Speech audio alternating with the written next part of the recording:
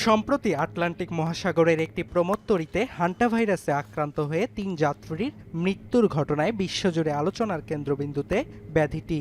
যদিও রোগটি কোনো মহামারীর সূচনা নয় বলে ইতোমধ্যে নিশ্চিত করেছে বিশ্ব স্বাস্থ্য সংস্থা। তবে হান্টা ভাইরাস ছড়ানোর কারণ ও সংক্রমণের দিক থেকে কোন কোন দেশ শীর্ষে তা নিয়ে গবেষণা চালিয়ে যাচ্ছেন চিকিৎসা বিজ্ঞানীরা। সিএনএন-এর প্রতিবেদন বলছে, গেল ১ বছরে আর্জেন্টিনায় হান্টা ভাইরাসে আক্রান্তের সংখ্যা দ্বিগুণ হারে বেড়েছে। গেল বছরের জুন থেকে এখন পর্যন্ত দেশটিতে ১০১ জন হান্টা ভাইরাস আক্রান্ত রোগী শনাক্ত হয়েছে এবং ৩২ জন মৃত্যুর তথ্য রেকর্ড করা হয়েছে।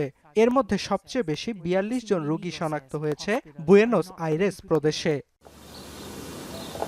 চিকিৎসা বিজ্ঞানীরা বলছেন, জলবায়ু পরিবর্তন, বন উজাড় ও মনুষ্য সৃষ্ট পরিবেশ বিপর্যয়ের কারণে হান্টা ভাইরাস বিস্তার লাভের সুযোগ পাচ্ছে।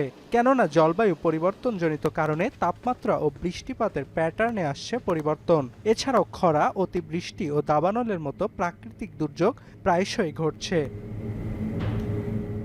ফলে ইঁদুরের আবাসস্থলে পরিবর্তন আসছে এবং মানুষের সঙ্গে তাদের সংস্পর্শ বাড়ছে। সংক্রামক রোগ বিশেষজ্ঞদের অভিমত, ইঁদুর জলবায়ু পরিবর্তনের সঙ্গে সহজে মানিয়ে নেয়, যা সংক্রমণ বৃদ্ধিতে ভূমিকা রাখে। তবে শঙ্কার বিষয় হলো, রোগটি প্রতিরোধে এখনো কোনো কার্যকরী প্রতিষেধক আবিষ্কার হয়নি।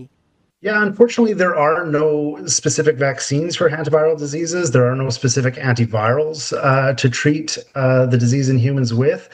Treatment primarily is supportive care, so early identification of cases. বিশ্ব স্বাস্থ্য সংস্থা বলছে, প্রতি বছর ১০,০০০ থেকে ১ লাখ মানুষ হান্টা ভাইরাসে আক্রান্ত হয়। আর আমেরিকা মহাদেশে আর্জেন্টিনায় হান্টা ভাইরাসে আক্রান্তের সংখ্যা সবচেয়ে বেশি।